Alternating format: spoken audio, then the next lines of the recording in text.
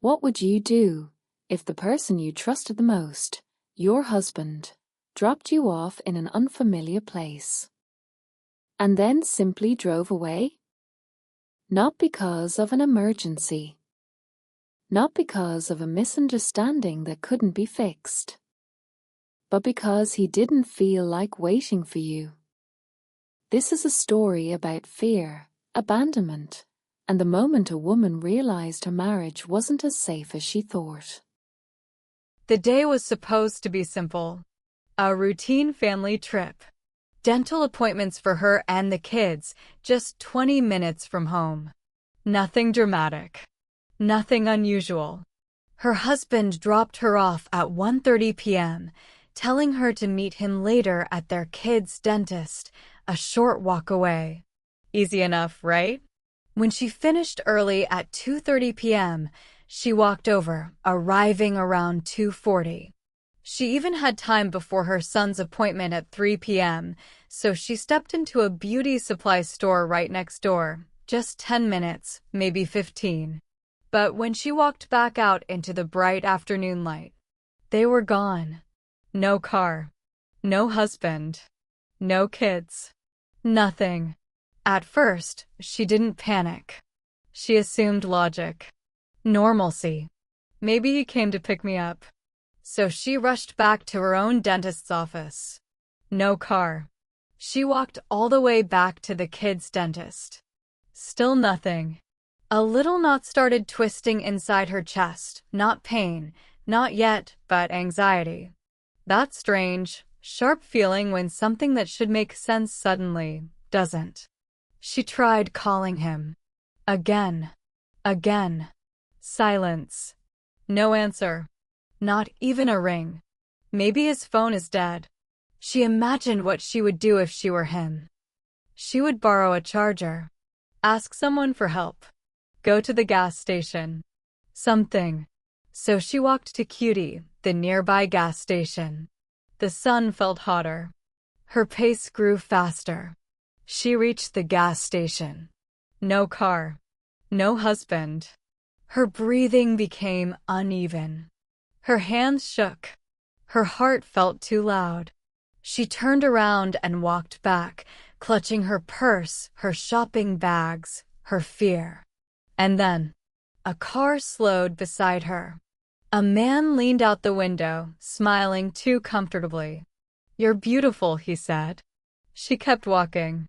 But he followed. "I'm not a stranger," he said. "I've got a house and a car." He laughed, as if this was normal. As if she wasn't trembling. "I'm married," she said.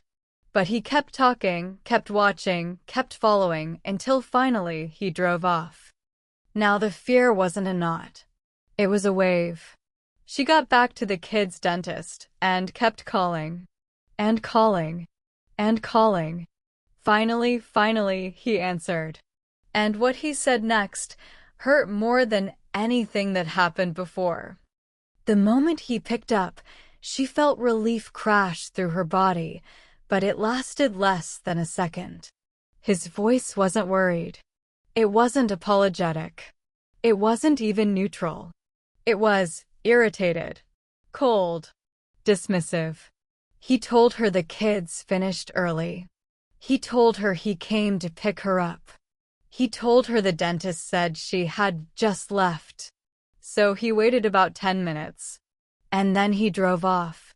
As if she were an afterthought. As if her safety wasn't even part of the equation. She stood there, phone pressed to her ear, her eyes filling with tears, not just from fear, but disbelief. She would never have left him like that. She would have rechecked the building, asked to use a phone, gone to the gas station, done something. But he hadn't done any of it. He hadn't even cared enough to look twice. And the worst part? The part that broke her heart more than the walking, more than the fear, more than the man who followed her? He blamed her. He said it was her fault.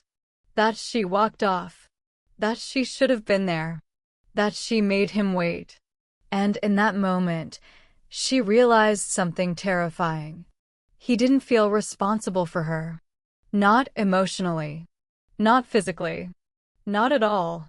Her hands shook as she listened. Her legs felt weak. Her heart felt heavy. It wasn't about the lost ride. It wasn't about the walking. It wasn't even about the fear. It was about what his actions revealed. Because when someone loves you, they don't disappear. They don't drive away. They don't blame you for being scared. They stay. They look for you. They worry. He didn't. That night, she couldn't talk to him. She couldn't look at him the same way. Not because he made a mistake. Mistakes happen. But because he refused to see the harm he caused.